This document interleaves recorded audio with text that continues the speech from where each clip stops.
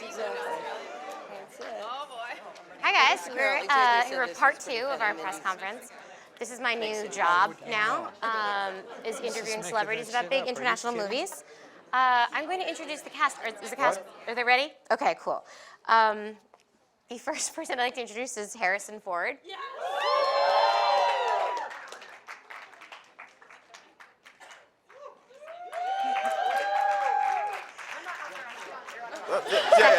Kathleen Kennedy.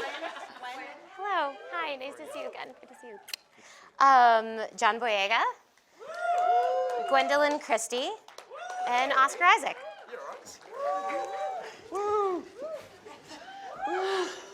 Hi guys. Hi. Hi. I just wanted to say that when JJ asked me to do this, he asked me to not ask questions that you'd already been asked at your junkets. So I am not going to ask questions that I've seen. So yeah. So I think it'll go well. Great. So my first question is for you, Mr. Ford, and I asked a similar question to JJ, which is, aren't you rich? Why are you doing this?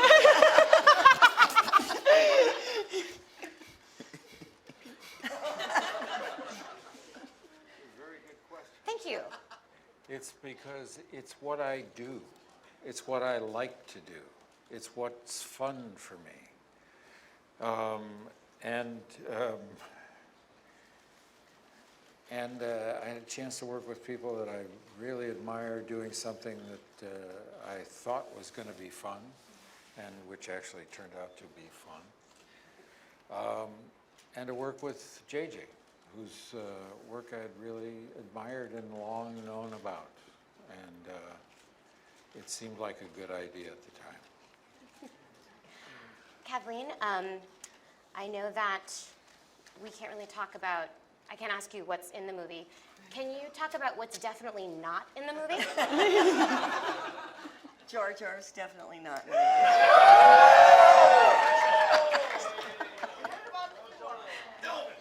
Ewoks are not in the movie.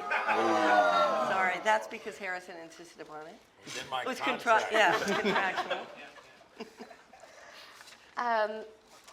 John, I'm going to open this up, by the way. It won't just be me talking to you for 45 minutes. Cool. I loved Attack the Block, and Thank you are poised, in my opinion, to be an international heartthrob. And soon you will be a fixture at Victoria's Secret runway shows and the Chateau Marmont. And my question is, do you have an attorney? And are you excited about this? I have an attorney, yes. Yes, okay. Yes. I'm looking to be rich like Harrison. Yes. I'm trying to have planes Yeah. and do all that stuff. Yeah. So, absolutely. Harrison, won't you agree?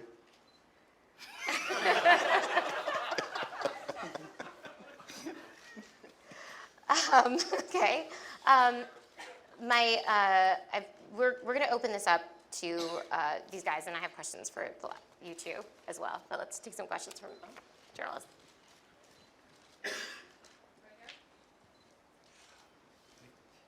Mr. Ford, could you just? Where are you? Oh, right here. Sorry. Oh, hey, hi.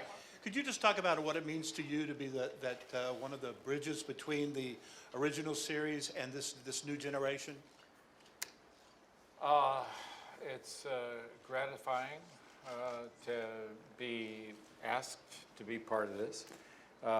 There was a interesting story to tell through the character. It's always nice to anticipate working in something that you know people will have an appetite for. This is not a crapshoot. This is big casino, and it's fun to play with these toys again. It's been a great experience. Thank you. Question here? Yes, Ms. Kennedy. I guess it's most for you and JJ. I guess how do you make sure that this installment make way for what Ryan and Colin are developing? Did you guys map out the whole 3 movies already? We haven't mapped out every single detail yet, but obviously everybody's talking to one another, working together, and that collaboration, I think, is what is going to guarantee that everybody's got a say in how we move forward with this.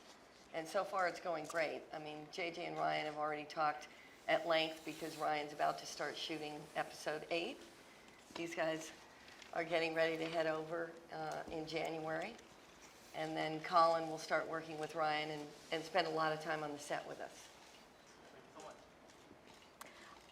Gwendoline, I was going to ask you a question.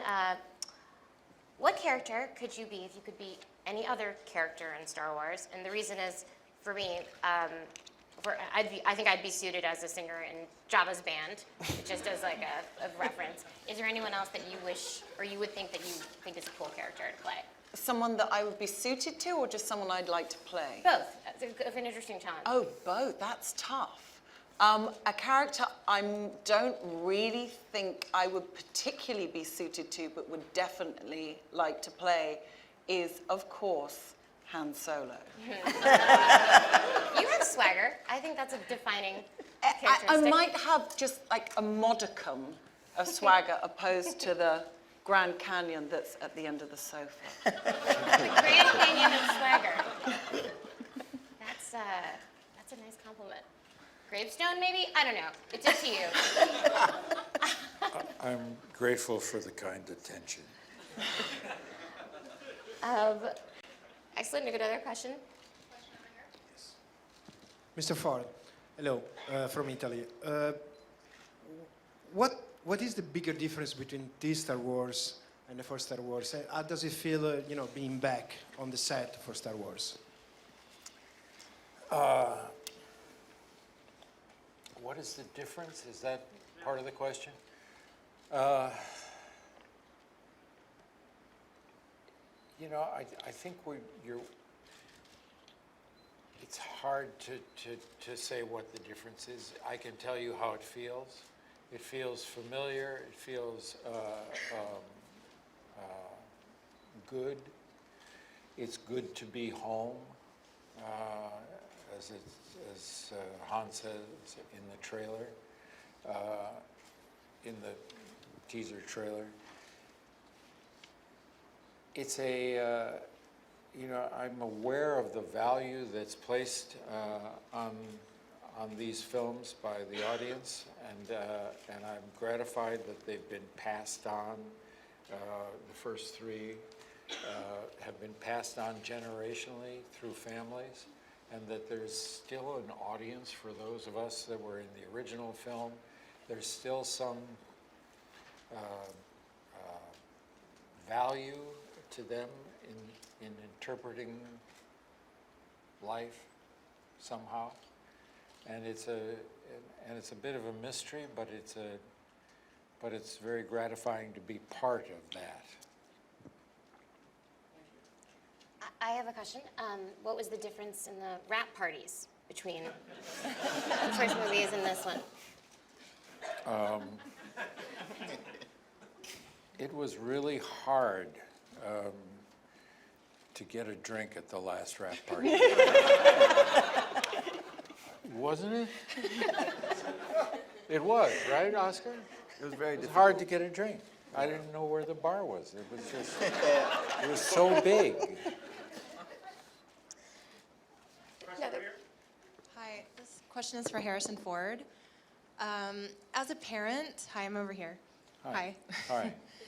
As a parent, what's it like telling your kids you're coming back to this franchise? Did that like up the cool factor once again for you with them? My kids do not think I'm cool at all. And being in this movie is not gonna convince them otherwise.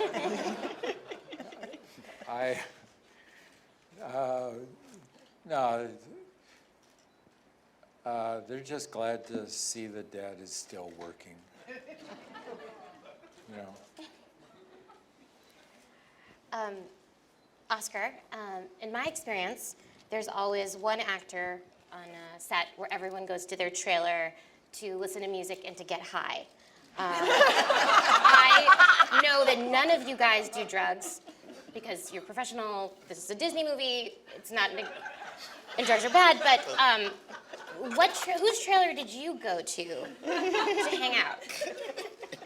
I went to my trailer. Just, okay. anyone go to yours to hang out? Yeah. Yours was the It was hangout. mostly going between Carrie and my trailer. That was just going back and forth. Those are the party trailers, you know? Gosh. John, Yes. did you hang out in your trailer or also go to Carrie's? No, I didn't go to Carrie's trailer. I didn't. No. My uncle Mine. came to visit. My uncle came to visit. He's a huge Star Wars fan, and I mean, he's so obsessed with Star Wars. And I lost him. I couldn't find him, and I heard all of this laughter coming out of Carrie's trailer, and I went in there, and he was there, just with the dog, with Gary Fisher, her dog, just hanging out with them. I was like, Tio, what are you doing here? Get out of there. Yeah, so that was a fun place to hang out. It was Carrie's trailer. Hi, Jim McQuarrie with Geek Dad. The question I have, as you may know, Star Wars is basically a religion now. Several thousand military personnel list their religious affiliation as Jedi, and there are lots and lots of Star Wars weddings. Are you, the new cast members, are you prepared to ascend to the level of at least sainthood? And Mr. Ford, have you any advice for them, or is there any hope that you could even tell them anything that would help them deal with that? I think my advice is pretty much limited to look both ways before you cross the street. Stuff like that. Solid advice. Yeah. Don't you think? Good advice. But I'm not going to tell them how to navigate this very personal space of trying to figure out, the careers that they've chosen for themselves. It is bizarrely individual how you navigate the space between where they're at now and the rest of your useful professional life. But they're in for a big ride, and they know it, I think. I hope you know it. Yeah. Well, they didn't have a chance to answer their part of the question. Did they? No. No. I can't remember what the question was. I don't either. How are you ready for sainthood? For sainthood? Yep. I don't know if I'm ready for this whole thing. I just know that I'm just in it, and it's going to come out regardless, but it should be fun. You'll let me sleep on your couch if stuff goes AWOL, right?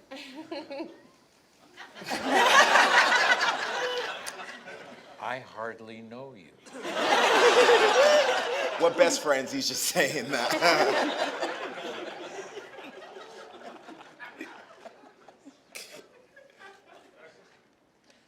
This is for Gwendoline Christie. Were you prepared for how Captain Phasma became kind of an instant sensation among fans? And as a second part to that, do you think that positioned you possibly for a really strong run at the Captain Marvel role if Marvel happens to offer it?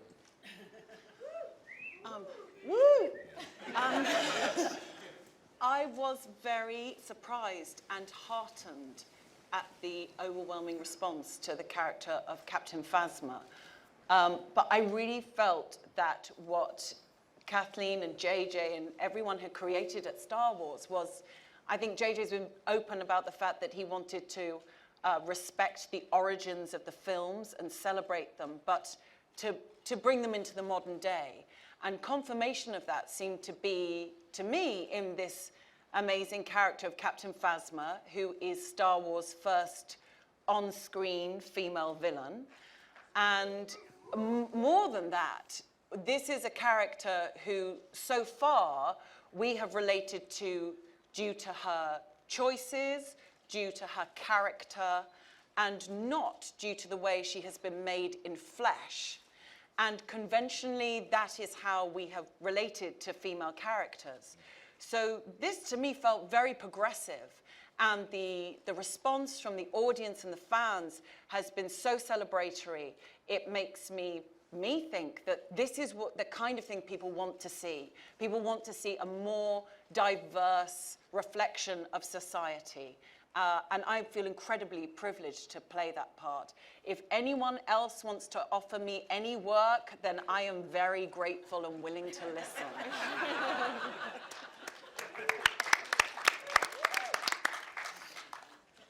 Hi, I have a question for Kathleen. Thank you for that tidbit about Jar Jar, but I wanted to ask, I mean, why the unprecedented level of secrecy around this film? I've never covered a film junket where the media couldn't see the film in advance. The cast seems terrified of letting anything slip. Some of them said they haven't even seen the film. So why did you go to those extremes? I think, right from the beginning, we've respected the fans, and the fans have really been the ones focused around making sure that everybody and anybody who walks into this movie gets to be surprised. We have so little things that surprise us anymore when you walk in to see a movie. It's all told in the trailers. It ends up online way in advance. And I think, that's something that overwhelmingly, I've even had people say to me, I don't want to read anything at all so that they can get in to the theater and actually have a pleasant surprise. So that's really all that's driving it.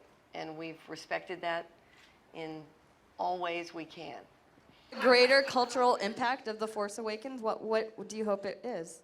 For me, I'm going to be honest, I really don't care about the Black Stormtrooper stuff. I couldn't care less. This is a movie about human beings, about Wookiees, spaceships, and TIE fighters, and it has an undertone and a message of courage, and a message of friendship and loyalty. And I think that's something that is ultimately important. I watched the movie with Kathy just last week, and I really relate to Rey more than any of the characters. And to be in a circumstance where you have to find something bigger than who you are within yourself is something that's inspirational to me. And I think that people will take that away. In terms of the kids, all they're going to be concentrating on is BB-8.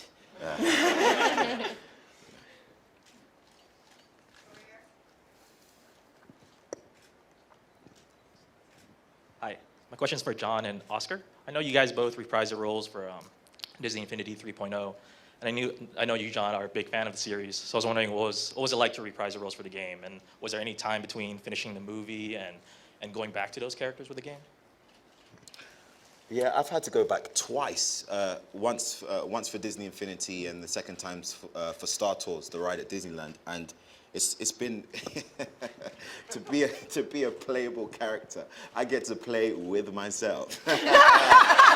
Booyah! Disgusting. Yes. Sorry, I had to tell that joke.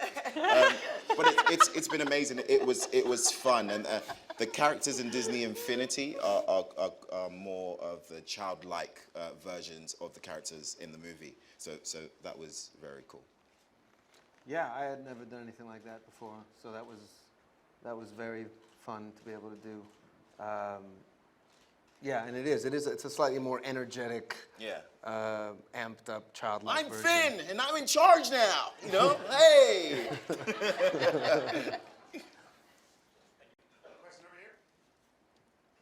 Hi guys, this is for the three newcomers.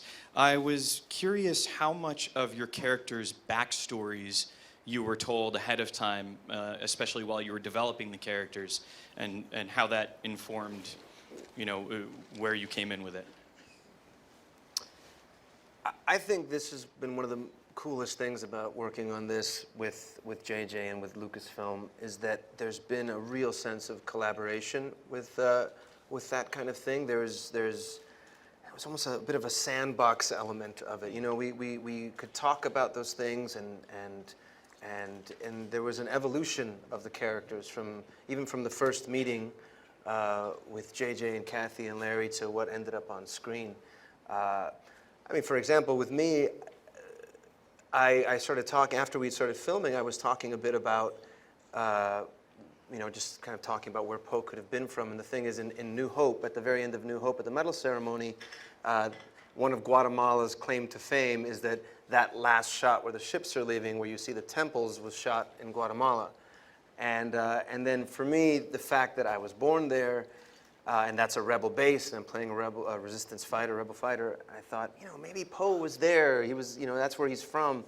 And then this comic book comes out called Shattered Empire, where Poe's parents ended up going to Yavin 4 and making sweet love. And, and so that's an amazing thing. It's the first time that, talking about where a character could have come from ends up in a comic book. And it's kind of a beautiful thing that it feels like we're creating these things together. So yeah. Yeah, I didn't know much going in because obviously because of the spoilers and all that kind of stuff. But I do remember having the sides which were loosely based on who Finn and Rey was. But I just remember during my time screen testing, I was like to Daisy, there's no way that our stories are so simple and we still don't know. So I've still got some conspiracy theories as a fan as to where Finn comes from, and I'm still trying to figure that out. But I like that it's a mystery. I like that. Yeah, mine was similar. I mean, I was so heartened that it was a genuine creative experience to work with JJ about who the character was and to develop that together. And really, without horribly ruining everything for everyone, I think it's interesting to see where my character may go. It is interesting. Isn't that interesting? Very interesting. I'm interested. Well, at least you're interested. Yeah, I'm so interested. Question here? Hi, my question's for the newcomers. You three are obviously huge Star Wars fans. You talked about it many times. I'm wondering if you read any of the theories online, if you follow any of the fan conversation, and if so, if you could sort of say maybe what your favorite rumor is that you've heard that you go, oh my God, people are really saying this? People really think this is going on? Like that Jar Jar is Kylo Ren? That was my favorite. I kind of wish that was true. I remember reading the theory that Finn is Mace Windu's grandson or something like that. And I was at a party and someone behind me just tapped me on the shoulder and was just like, yo, Black Jedi! I turned around, it was Samuel Jackson. He's like, you my son! And so that was a moment that was quite profound for me. It's absolutely impossible to follow what John has just said. And I have not, maybe I should start, shouldn't I? I've not followed any fan theories at all. I'm just going to say because I've been busy with Game of Thrones. Woo! Is Jon Snow alive or dead? I only read my bits in the script. I've got no idea.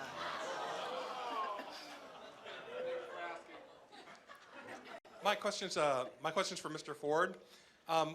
How difficult was it for you to slip back into the role, and how did you prepare to come back to Han Solo?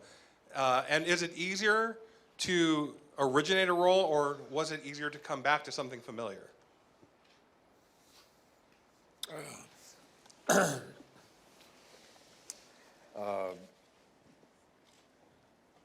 It seemed easy to come back to the character.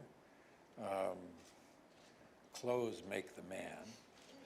I had walked more than a mile in those boots. I was interested in the described path of the character. I thought there was an interesting bit of business for the character to do. And I'd been having a real good time with J.J. Abrams talking about it and getting ready for the adventure of filming. So it was easy. I can attest to the fact that for all of us that were there, the second he walked in to the Millennium Falcon and said his first line, Han Solo was back. So it was pretty instantaneous. Thank you. Hi, my question is for Mr. Boyega.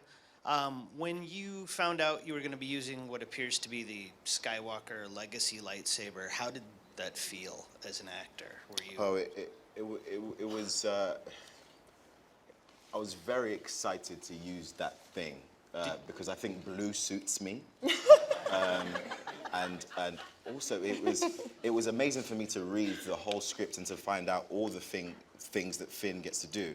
And for me, it's like I feel like for some reason, did JJ know what kind of fan I was when it came to Star Wars and write this role for me? Because I get to wear a stormtrooper suit, a rebel jacket, I have a blaster, I use a lightsaber, I hang out with freaking Han Solo and Chewie. It's just fantastic. I love you, Harrison. Did you have any concerns about getting a limb hacked off? Did you have any concerns about getting a limb hacked off? I did, because Adam Driver has a really long reach, and that's an issue. That's an issue. But you know, I done my Floyd Mayweather thing, just bob and weave, bob and weave. Oscar, I have a question for you, because my mind goes always towards romance, and I think that I was saying this in the other one that the reason why I love Star Wars so much, even though people don't necessarily think of me and this franchise, is that it has there are parts in it that are better than any romantic comedy, and then there's action movies, buddy comedies, interspecies friendships, everything you would want. But my question is, I first saw you in Romeo and Juliet in New York, and then I saw you and Carrie had such acrimonious chemistry in Llewyn Davis. And can you speak about any romance with your character in this movie? Yeah, I think mostly with BB-8. Surprising. Yeah, interdroid, would you call that? Or yeah, there's some, there's a real warmth there, and there's a give and take, and that's who's got his back in that X-wing. Gwendoline, I was going to ask you about athletes' walk-up songs, which is the song that an athlete will have when they come out into an arena. Yeah. And Ronda Rousey, for example, comes out to Joan Jett's song "Bad Reputation." Did you have a walk-up song for your character? Is this to me? This is to you. Oh, good Lord. I'm trying to think of the name of it because it's just coursing through my brain now. Is that one that goes da-da-da, da-da-da, da-da-da, da-da-da? Led Zeppelin? Yes. What is it? Led Zeppelin? Yeah. Kashmir, yeah. Kashmir. Exactly that. Led Zeppelin song. Okay, good to know. Da-da-da.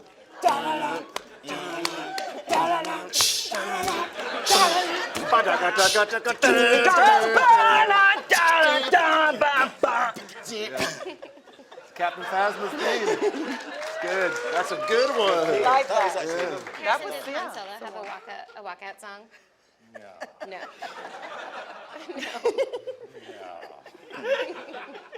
Last More question. questions? Not anymore. Last question. Not anymore. Not after that.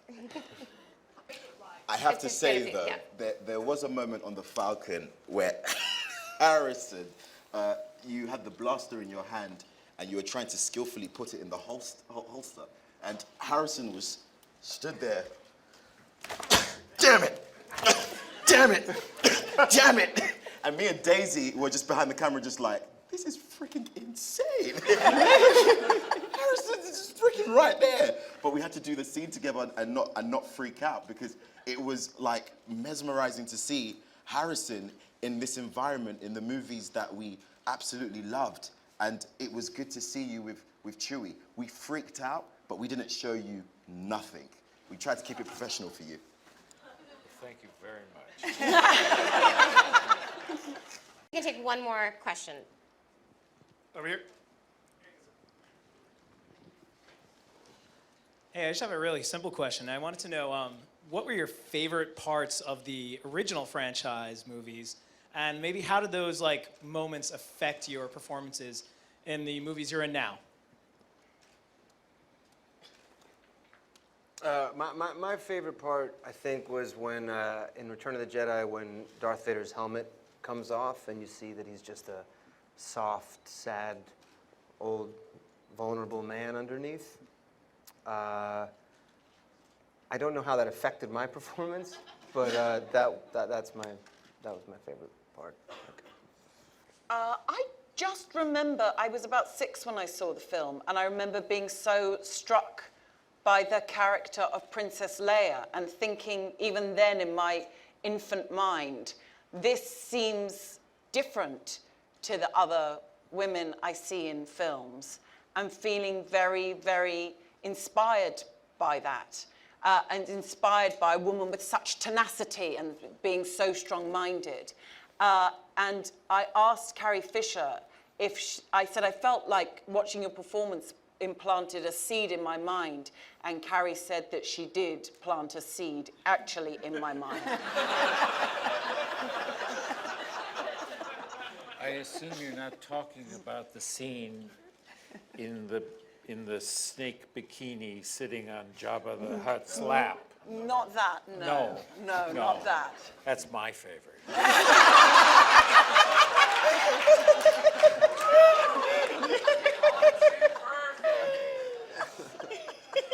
I remember during the audition, it's not from the original films, but during the audition I had screen tested, and then I heard that I was going to be brought back one last time. And mind you, I had been auditioned for several months, and I just needed inspiration. And I went on YouTube, and I saw Harrison Ford and Mark Hamill's original audition tape, just on YouTube, and that really inspired me to, tap into the Star Wars-esque energy. Because I think that was something that we were trying to gauge, and that really inspired me, and I booked it. Thanks, Harrison. He's so great. I think that's it. I think that's it. Thanks, everyone. Thank you, guys. Thank you. Thank you. It's great to see you.